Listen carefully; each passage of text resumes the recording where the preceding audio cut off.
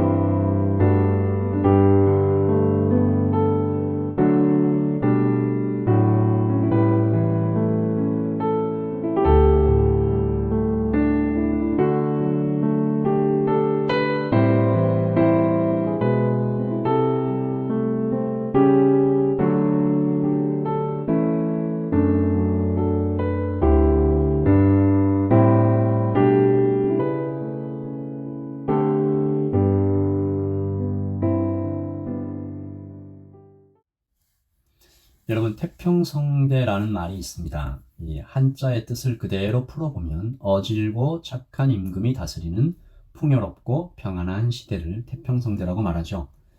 고사성어에 임금과 백성이 함께 즐긴다라고 하면 여민동락, 거리는 평안하다. 굴뚝에는 밥하는 연기가 피어오른다. 강구연월. 입에 먹을 것을 물고 배를 두드린다. 함포고보. 다 이 태평성대를 그리는 고사성어들입니다. 중국의 전설처럼 전해지는 요순의 시대가 대표적인 예로 많이 얘기되곤 하죠.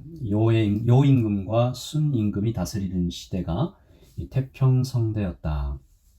그런데요, 흥미로운 것은 시나 노래에서 이 요순의 시대가 사용될 때는 되돌아갈 수 없는 좋은 옛 시절이 나타내는 표현으로 자주 쓰인다고 합니다.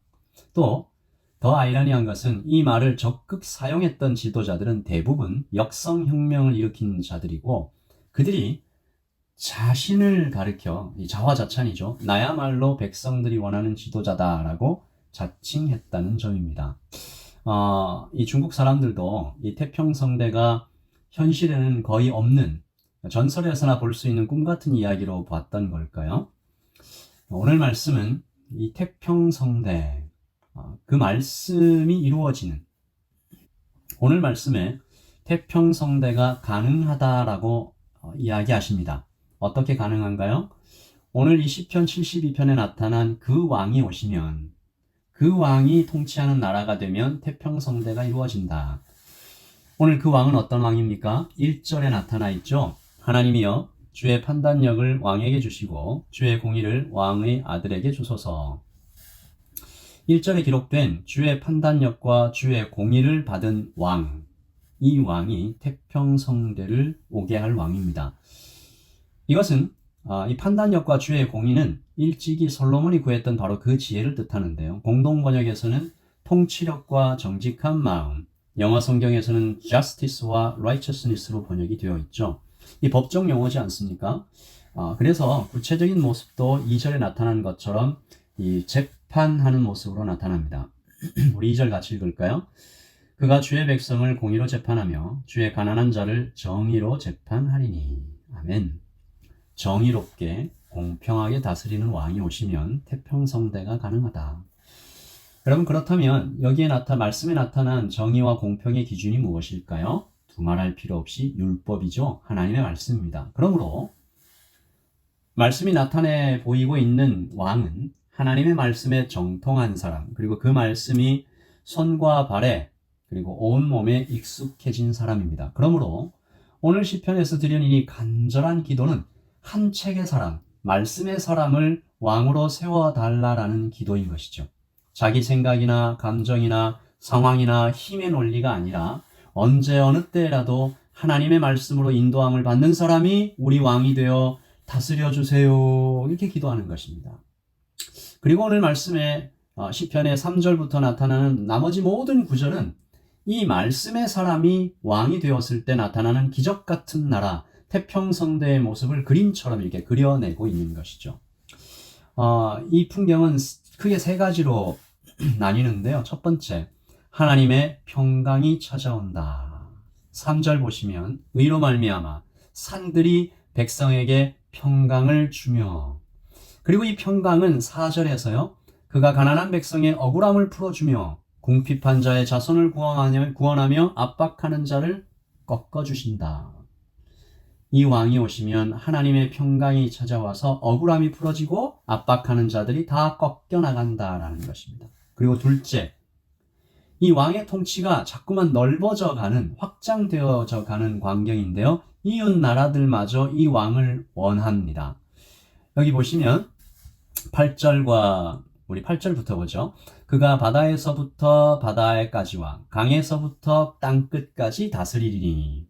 계속 넓어져 가는 것이죠. 10절 보시면 다시스와 섬의 왕들이 조공을 바치며 스바와 시바 왕들이 예물을 드린다. 11절엔요. 모든 왕이 그의 앞에 부복하며 모든 민족이 다 그를 섬기리로다. 무슨 말인가요? 이웃 나라들마저 이 왕을 원하고 존중하고 그 앞에 와서 머리 숙인다라는 것입니다. 그 땅의 백성들도 이 왕을 간절히 원합니다. 오늘 15절은 개역 성경에서는 그들이 생존하여 이렇게 표현이 되어 있는데요. 공동번역과 쉬운 성경을 보면 왕이여 오래오래 사십시오라고 말합니다. 그러니까 이 왕이 오래오래 사시면서 다스려 주시기를 모든 백성들이 간절히 원하고 있다라는 것이죠.